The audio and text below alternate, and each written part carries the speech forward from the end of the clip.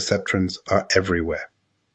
Even though they're one of the simplest forms of neural networks, they laid the foundation for almost everything AI does today. Think of them like the first ever car. Sure, it wasn't the fastest or most advanced, but without it, we wouldn't have sports cars, electric vehicles, or self-driving technology. Let's start with something you probably interact with every day: email spam filters. Every time your inbox magically knows which emails are important and which ones should be banished to the spam folder, guess what's at work? Perceptron-based classifiers. They analyze patterns in emails, looking for common features in spam messages, like certain keywords, suspicious links, or unknown senders.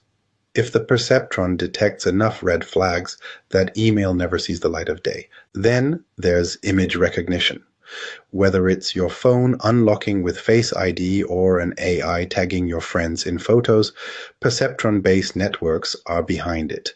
They take raw pixel data, process it through multiple layers of perceptrons, and recognize faces, objects, and even emotions. And this technology isn't just for fun. It's being used in medicine too, where AI scans X-rays and MRIs to detect diseases faster and more accurately than human doctors. And what about finance? Ever wonder how stock market predictions or fraud detection systems work? Perceptrons. They analyze massive amounts of financial data, spotting trends and anomalies. If you've ever gotten an alert from your bank about suspicious activity on your account, chances are a perceptron-based system flagged it before you even noticed. But wait, there's more. Self-driving cars? Yep. Perceptrons help analyze sensor data to detect lanes, obstacles, and pedestrians. Voice assistants, they use perceptron-based models to process speech and understand commands. Even video game AI, which adapts to how you play, has perceptron-like structures learning in the background. So, perceptrons are everywhere, from your inbox to your phone, from hospitals to Wall Street. And while modern AI has moved beyond single-layer perceptrons to more advanced networks, the core idea remains the same. But here's something interesting. While perceptrons have strengths, they also have weaknesses. They can only handle simple problems, and more powerful algorithms are replacing them in many areas. So what's next? Are perceptrons becoming obsolete, or do they still have a future? Let's break down their strengths, weaknesses, and what's coming next. Let's be real. Perceptrons are pretty amazing. They're simple, powerful, and they laid the foundation for modern AI.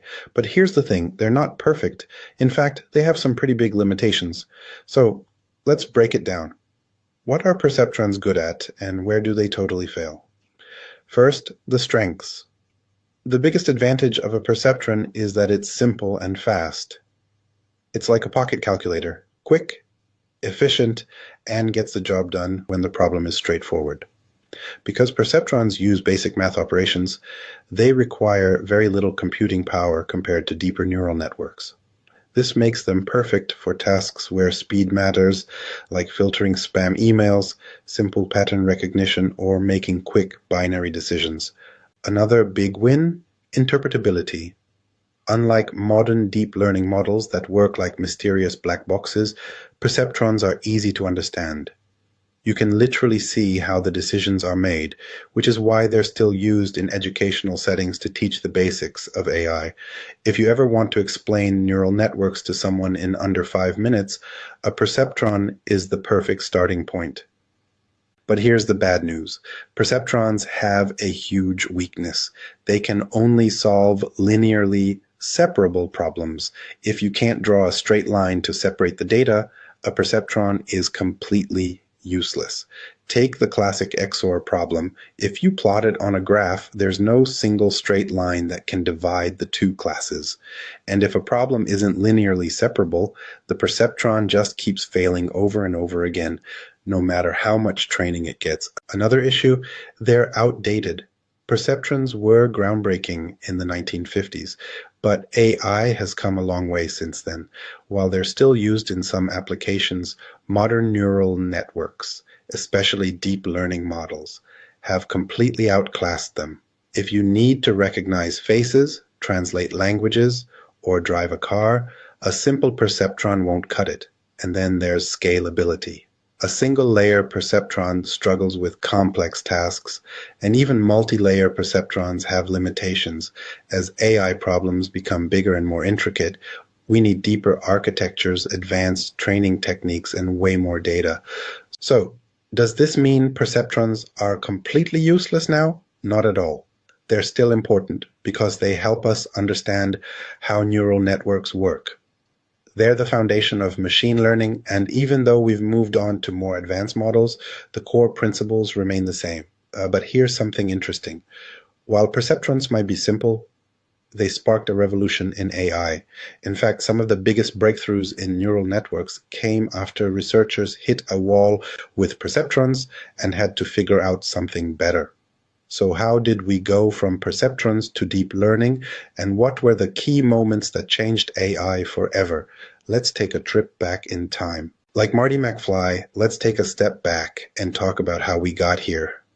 Because while perceptrons might seem simple today, they were once at the center of some of the biggest breakthroughs and biggest failures in AI history. It all started in 1958, when a guy named Frank Rosenblatt introduced the first perceptron model. This was a huge deal at the time.